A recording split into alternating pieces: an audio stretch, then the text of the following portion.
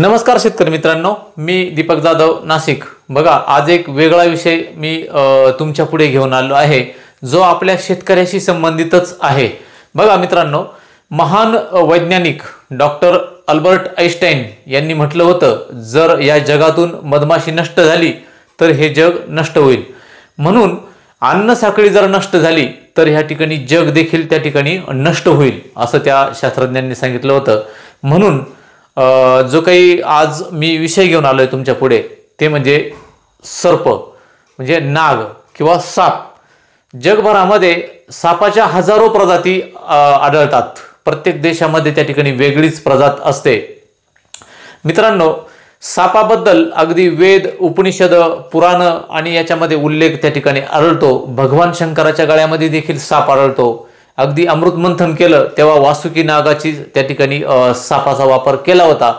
नागलोकाची चर्चा, नागमणी, बऱ्याच गोष्टी पुराणात देखील आहेत। आणि आत्तापर्यंत अनादी काळापासून जर बघितलं तर सापाबद्दल माणसाच्या मनामध्ये भीती देखील आहे आणि प्रीती देखील आहे। म्हणजे सापाला देव म्हणून देखील पूजलं जातं आणि तोच माणूस सापाला अगदी बेरहमपणे ठेचून मारतो। म्हणूनच काय की सापाबद्दल आज जनजागृती व्हावी आणि सापाचं विष जे आहे अँटीवेनम, ते कसं बनवलं जातं आणि सापाच्या वेगवेगळ्या प्रजाती कोणत्या याची ओळख करून घेण्याकरता आजचा हा व्हिडिओ त्या ठिकाणी मी बनवतोय। मित्रांनो बघा, जर तसं पाहिलं तर सापाचं विष कसं बनवलं जातं ही एक मोठी जटिल अशी त्या ठिकाणी प्रोसेस आहे। परंतु त्याआधी आपण जे काही आपल्या शास्त्र धर्मविधीमध्ये नागनारायण बलिविधी करतो, हजारो रुपये खर्चून आपण हे विधी करतो, परंतु त्यानंतर लगेच नागाला ठेचून मारतो। तर बघा, अल्बर्ट आइन्स्टाईनने देखील सांगितलं होतं की ह्या जगातील कुठलाही प्राणी हा उपयुक्तच आहे, अगदी मधमाशी देखील। त्याच्यामुळे अन्न साखळी नष्ट झाल्यामुळे वेगवेगळे डिसीज, वेगवेगळे आजार त्या ठिकाणी बळावतात। आज आपण बघतो की तसं जर पाहिलं तर बघा, अन्न साखळी नष्ट झाल्यामुळे वेगवेगळे आजार देखील वाढत आहे त्या ठिकाणी।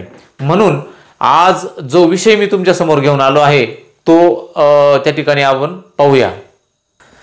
सापाची गरज ओळखून शासनाने बघा वन्यजीव संरक्षण कायदा 1972 प्रमाणे संरक्षित जीव म्हणून त्या ठिकाणी नागाला संरक्षण त्या ठिकाणी दिलंय। म्हणजे साप मारणे किंवा सापाचे व्हिडिओ मारून सोशल मीडियावर टाकणे हा मोठा गुन्हा 1972च्या कायद्याने त्या ठिकाणी झाला आणि वन्यजीव म्हणून त्याला संरक्षित करण्यात आलं। म्हणून साप हा अध्यात्मानुसार देखील मारणं महापातक, त्या ठिकाणी पितृदोष लागतो। नागनारायण बलिविधीमध्ये तोच सांगितलाय आणि सरकारने देखील त्याच्यावरती बंदी घातली आहे। परंतु आपण जेव्हा शेती करतो तर रात्री अपरात्री शेतीला पाणी देणे, ह्या ठिकाणाहून त्या ठिकाणी स्थलांतर करणे किंवा शेतकरी हा जंगलामध्ये शेतीमध्ये राहताना अनेक प्रकारचे साप त्या ठिकाणी आढळतात। आणि जवळपास बघा, दरवर्षी भारतामध्ये 46,000 लोक हे सापाच्या दंशामुळे मृत्युमुखी त्या ठिकाणी पडतात। आता तसं जर बघितलं तर 70% साप हे बिनविषारी असतात। म्हणजे ते साप चावल्यानंतर मनुष्याचा मृत्यू त्या ठिकाणी होऊ शकत नाही। त्यानंतर 10% साप हे निम्न विषारी असतात।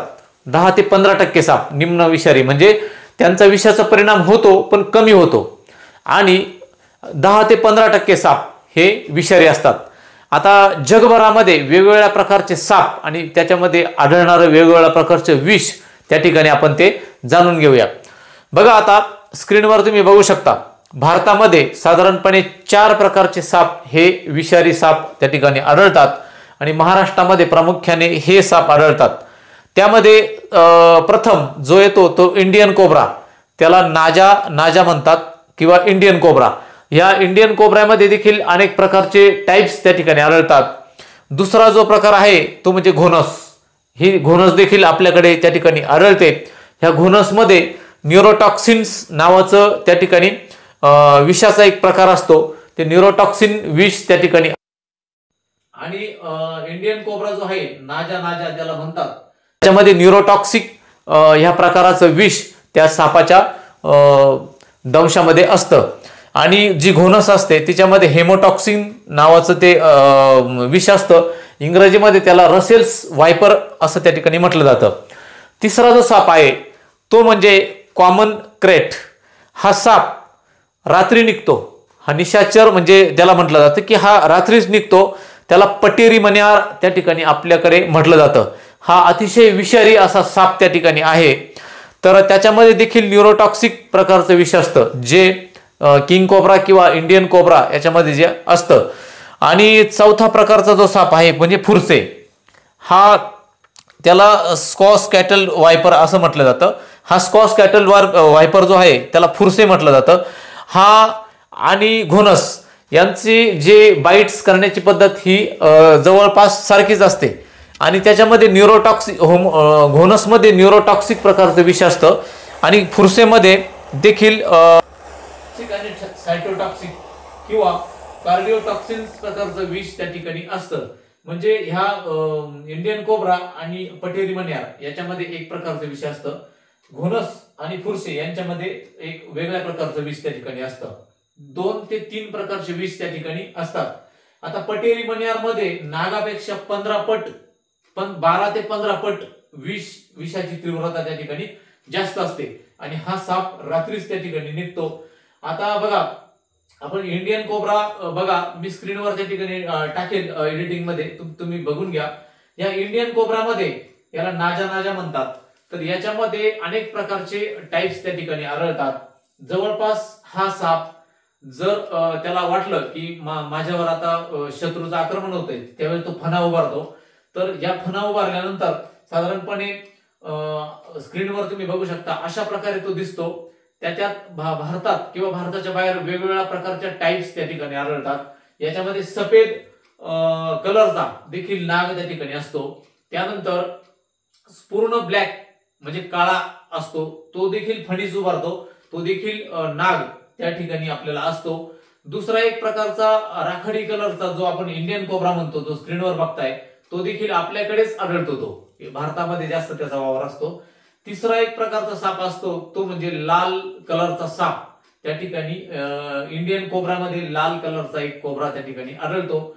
आणि जो ओरिसा वगैरे भद्रक नागलोक म्हणतात त्याला त्या ठिकाणी इंडियन जो किंग कोब्रा तो देखील भारतात आढळतो. परंतु तो महाराष्ट्रात काही आढळत नाही. त्यामुळे आपण त्या ठिकाणी फक्त महाराष्ट्रातले 4 साप त्या ठिकाणी घेतले आहेत. आणि त्याच्यात वेगवेगळ्या प्रकारचे इंडियन कोब्रा पटेरी मण्यार त्याला कॉमन क्रेट्स स्नेक असं म्हटलं जातं.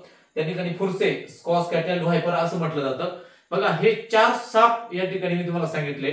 त्यानंतर काही बिनविषारी सापाचे फोटो देखील मी स्क्रीनवर टाकतो ते देखील बघून घ्या. म्हणजे आपले लोक एकतर साप मारणं हे मोठं महापातक त्या ठिकाणी असतं. साप हा दिसल्यास तुम्ही जवळच्या एखाद्या सर्पतज्ञाला किंवा सर्पमित्राला बोलवून त्याला त्या ठिकाणी रेस्क्यू करून जंगलात सोडून देण्यात येतं. तर तसं करा. त्यामुळे साप मारणं हे महापातक आध्यात्मिक दृष्ट्या आणि वैज्ञानिक दृष्ट्या देखील आहे. म्हणून साप कधीही त्या ठिकाणी दिसच्या क्षणी तज्ञ व्यक्तीला बोलून त्याचा रेस्क्यू करून त्या ठिकाणी त्याला जंगलात सोडलं जातं. अशा प्रकारे आपण हे 4 सापांची माहिती पाहिली. स्क्रीनवर तुम्ही बघून घ्या की कशा प्रकारे ते साप त्या ठिकाणी असतात. तर बघा मित्रांनो आता नागामध्ये जे काही विष असतं न्यूरोटॉक्सिक तर हे वेगवेगळ्या प्रकारचं विष त्या ठिकाणी वेगवेगळ्या इंडियन कोब्रा आणि पटेरी मण्यार याच्यामध्ये जे न्यूरोटॉक्सिक प्रकारचं जे काही विष असतं हे न्यूरॉन्स म्हणजे आपल्या मेंदूवरती आघात करतं. त्यामुळे या ठिकाणी मेंदू डेड होण्याची शक्यता त्या ठिकाणी मोठी असते. स्नायू आकुंचन पावतात बघा त्याच्यामध्ये. त्याला इंडियन स्पेक्टेड कोब्रा असं देखील त्या ठिकाणी म्हटलं जातं.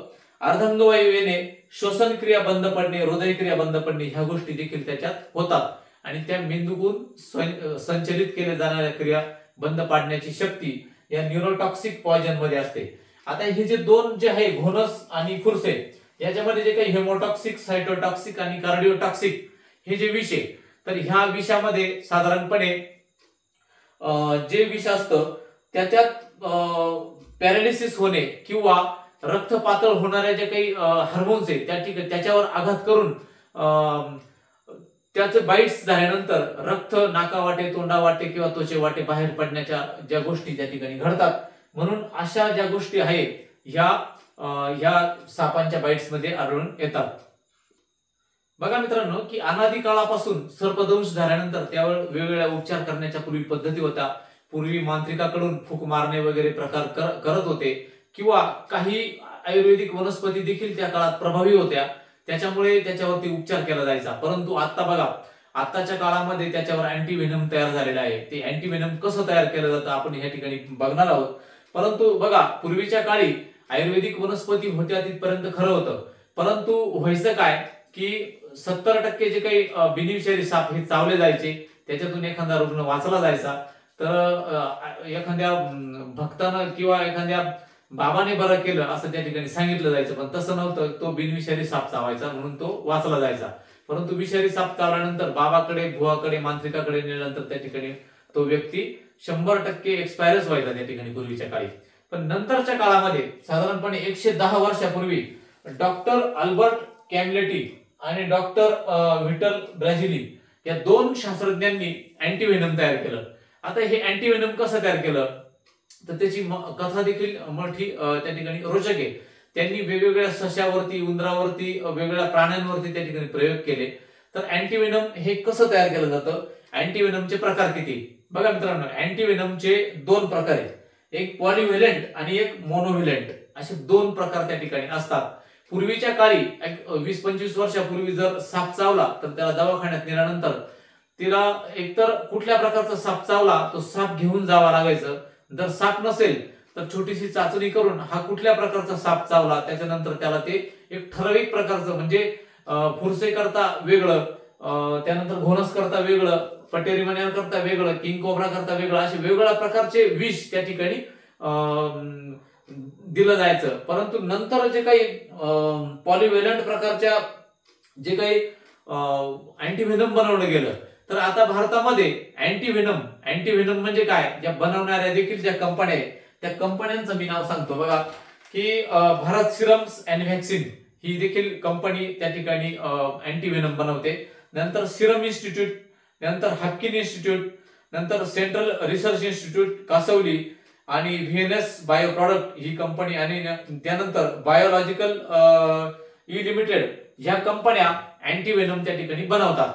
आता हे अँटीव्हेनम कसं बनवलं जातं मित्रांनो, अँटीव्हेनम बनवण्याकरता त्या ठिकाणी प्रयोगशाळेमध्ये वेगवेगळ्या प्रकारचे साप, त्या ठिकाणी किंग कोब्रा, रसेल वायपर, त्यानंतर पटेरी मण्यार आणि जे भारतातले जे विषारी साप आहे त्यांना त्या प्रयोगशाळेमध्ये आणलं जातं आणि त्याचं विष त्या ठिकाणी एका नॉबच्या साहाय्याने काढलं जातं. तुम्ही स्क्रीनवर बघा त्याचं विष त्या ठिकाणी कसं काढलं जातं.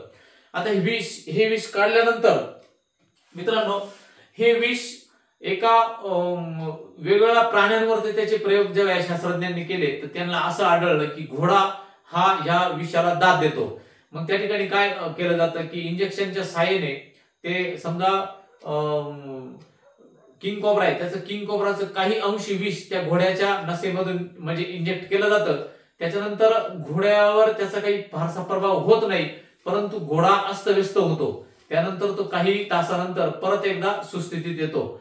त्याच्यावर विषाचा परिणाम होतो पण घोडा काही मरत नाही त्या ठिकाणी, म्हणून त्या ठिकाणी त्याला विष दिलं जातं. नंतर काही हप्त्याने परत एकदा पटेरी मण्यारचं विष त्या ठिकाणी त्याला दिलं जातं. त्यानंतर काही हप्त्याने पुन्हा एकदा त्याला रसेल वायपरचं विष दिलं जातं. त्यानंतर त्याला फुरसेचं विष, असं वेगवेगळ्या टाईपचे जे विष आहे, न्यूरोटॉक्सिक, होमोटॉक्सिक, सायटोटॉक्सिक, असे तिन्ही प्रकारचे विष ठराविक अंतराने घोड्याच्या नसेमधून त्या ठिकाणी त्याच्या शरीरात सोडलं जातं. कोरोनाच्या काळामध्ये बघा त्या ठिकाणी आपल्याला अँटीबॉडीज म्हणजे त्या ठिकाणी कोरोनाच्या काळामध्ये आपल्याला प्लाझ्मा दिला जायचा. म्हणजे ज्या व्यक्तीला कोरोना होऊन गेला त्याच्या शरीरामध्ये कोरोनाच्या व्हायरस प्रती जो काही अँटीबॉडीज तयार झाल्या त्याचा प्लाझ्मा काढला जायचा आणि तो प्लाझ्मा दिला जायचा. तो कशा करता तर त्याच्या अँटीबॉडीज तयार झालेल्या असतात म्हणून. तसं त्या घोड्यामध्ये हे विष देऊन त्या घोड्याला त्याच्या शरीरामध्ये अँटीबॉडीज तयार होतात.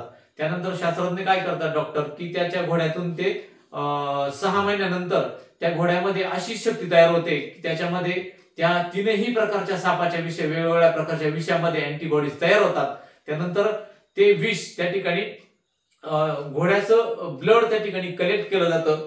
त्यानंतर डिफ्युजिंग सिस्टीम, एक ब्लडची क्रिया आहे, त्या डिफ्युजिंग सिस्टीम मध्ये ते ब्लड टाकलं जातं आणि त्याच्यामधून प्लेटलेट्स बाजूला काढले जातात, WBC बाजूला काढले जातात, RBC बाजूला काढले जातात.